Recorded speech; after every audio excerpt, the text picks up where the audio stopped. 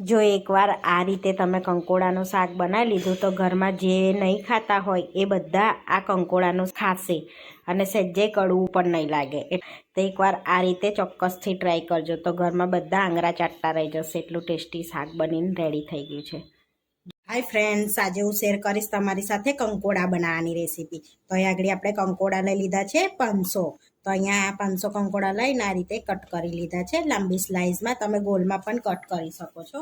અને સરસ કટ કર્યા પછી 2 થી 3 પાણીએ ધોઈને સરસ કોરા કરી લીધા છે. હવે આપણે વઘારી લેવાના છે. તો આપણે આની અંદર ખાલી લસણનો ઉપયોગ કરીએ છીએ. તમે લસણ મરચાં આદુ પણ એડ કરી શકો છો, પણ કંકોડાના શાકમાં લસણનો ઉપયોગ વધારે કરશો તો બહુ ટેસ્ટી શાક લાગશે. તો 1 વાટકી જેટલું આપણે લસણને ખાયણીમાં વાટી લઈશું. તો સરસ એવું આપણે વાટી લેવાનું છે. તો બહુ ઝીણું નથી વાટી દેવાનું, આખી પેસ્ટ નથી બનાવી દેવાની. તો આપણે સરસ લસણને વાટી લીધું છે, જોઈ શકો છો આ રીતનું. તો લસણને આ રીતનું વાટવાનું છે અચકચરું. હવે વઘારી લઈશું. તો શાકને વઘારવા માટે આપણે કઢાઈની અંદર તેલ લઈ લઈશું. 3 થી 4 ચમચી જેટલું તેલ એડ કરીશું. તો અહીંયા તેલનું પ્રમાણ વધારે હશે તો કંકોડા આપણા સરસ બનશે. તેલને ગરમ થવા દઈશું. તો અહીંયા આપણું તેલ ગરમ થઈ ગયું છે. તેની અંદર આપણે નાની ચમચી જેટલું જીરું એડ કરીશું. તમારે ના એડ કરવું હોય તો સ્કીપ કરી લેજો. અને જીરાને સરસ તતડવા દઈશું. આપણે થોડી હિંગ એડ કરીશું. જીરું તતડી ગયું છે તો હવે લસણની પેસ્ટ એડ કરીશું. ગેસને ધીરો કરીને અને શેકી લઈશું સરસ લસણને.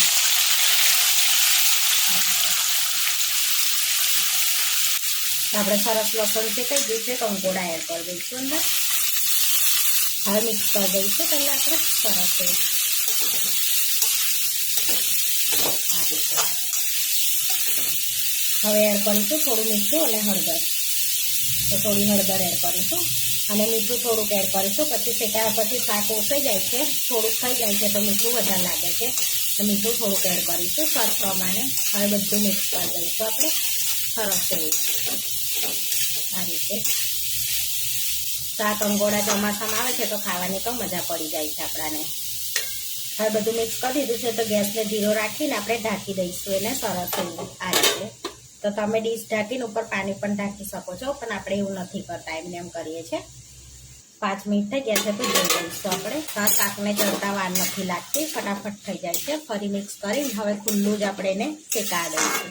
પછી મરચું એડ કરીશું, પહેલાં નથી એડ કરતા આપણે. હવે આ રીતે જ આપણે એને શેકાવા દેવાનું છે ને વચ્ચે વચ્ચે હલાવતા રહીશું. શાક સરસ ચડી ગયું છે, જોઈ શકો છો. તમે આને કડક પણ કરી શકો છો, પણ આપણે કડક નથી કરતા. તો હવે આપણે એની અંદર ધાણા જીરું પાવડર એડ કરીશું 1 ચમચી જેટલું. અને તીખું લાલ મરચું એડ કરીશું. તમે જેટલું સ્પાઈસી ખાતા હોય એટલું એડ કરવાનું. 1 ચમચી ગરમ મસાલો એડ કરીશું અને સરસ બધું મિક્સ કરી દઈશું. અને 2 મિનિટ જેવું આપણે શેકાવા દઈશું જેથી મસાલો સરસ મિક્સ થઈ જાય. તો આપણે 2 મિનિટ થઈ ગયું છે, સરસ શાક એવું શેકાઈ ગયું છે. તો આપણે ઉપરથી મરચું નાખીએ ને તે બળી ના જાય, અને આપણે તેલમાં નાખીએ તો બળી જાય. તો હવે ધાણા આપણે ઉપર એડ કરીશું. તો થોડાક ધાણા એડ કરી દઈશું આપણે સમારીને મિક્સ કરી દઈશું. તો આપણું ટેસ્ટી એવું શાક બનીને રેડી થઈ ગયું છે કંકોડાનું. હવે તો તમે આની અંદર ખાંડ પણ નાખી શકો છો, જેમ કે તમને એવું લાગે છે કે આ કડવા લાગતા હોય એમ, પણ આ કડવા નથી લાગતા. તમને એવું લાગે કે કડવા લાગતા હોય તો તમે એને 2 થી 3 પાણીએ સરસ મચેડીને ધોઈ નાખશો તો એની કડવાશ બધી નીકળી જશે. તો તમારે ખાંડ એડ કરવી હોય તો આ રીતે કરવાનું, ને એડ કરવી હોય તો અંદર થોડી ખાંડ એડ કરી લેવાની. આપણે આગળ ખાંડ નથી એડ કરતા. તો આપણા કંકોડા રેડી છે, સર્વ કરી લઈશું.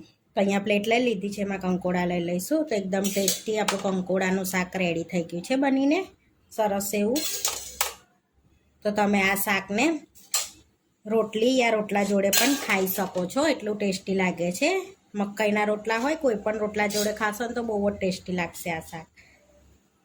તો એકદમ ટેસ્ટી કંકોડાનું શાક બનીને રેડી થઈ ગયું છે. આ વિડીયો જોવા માટે મારી ચેનલને સબસ્ક્રાઈબ કરો, લાઇક કરો અને શેર કરો, અને તમે જરૂરથી ટ્રાય કરો. ફરી મળીશું નવા વિડીયોમાં. કોમેન્ટ કરીને જરૂરથી જણાવજો કે તમને અમારી રેસીપી કેવી લાગી.